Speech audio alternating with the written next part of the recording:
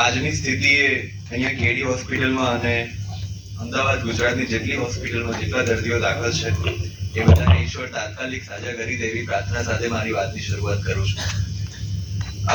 અંગદાનની જ્યારે વાત થઈ, ડોક્ટર ચિંતન જ્યારે મને મળવા આવ્યા અને એમણે કીધું કે આ પ્રકારનો એક પ્રોગ્રામ છે,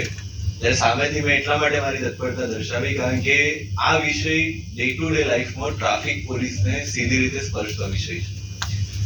એટલે જ્યારે મેં અમદાવાદમાં ચાર્જ લીધો અહીંયા અને પહેલા ન્યૂઝપેપરમાં વાંચતા હોઈએ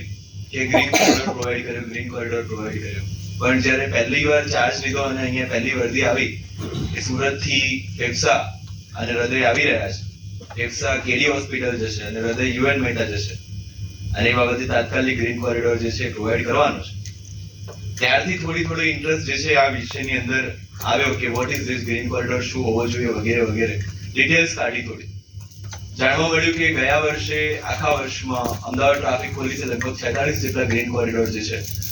એ પ્રોવાઈડ કરેલા અને આ વર્ષે જુલાઈ સુધીમાં લગભગ એ ટાર્ગેટ આપણે ઓલરેડી ક્રોસ કરી ચૂક્યા છે. ધેટ મીન્સ કે ગયા વર્ષે આખા વર્ષમાં જેટલા ગ્રીન કોરિડોર હતા એટલા આ વર્ષે 6 મહિનામાં પૂરા થઈ ગયા છે. એટલે કહેવાનો મતલબ કે ડાયરેક્ટલી ઓર ઇનડાયરેક્ટલી આ અભિયાનનો ભાગ જે છે ટ્રાફિક પોલીસ તરીકે, ટ્રાફિક ડીસીપી તરીકે અમે ઓલરેડી જોડાઈ ચૂક્યા છે. પણ આજે ડોક્ટર પ્રાંજલ મોદી સાહેબને સાંભળ્યા, ડોક્ટર જોશી સાહેબને સાંભળ્યા. ડોક્ટર જોશી સાહેબને સાંભળીને મેં વસ્તુ એટલા માટે કન્ફર્મ કરી કારણ કે આપણે પહેલો જે કિસ્સો કીધો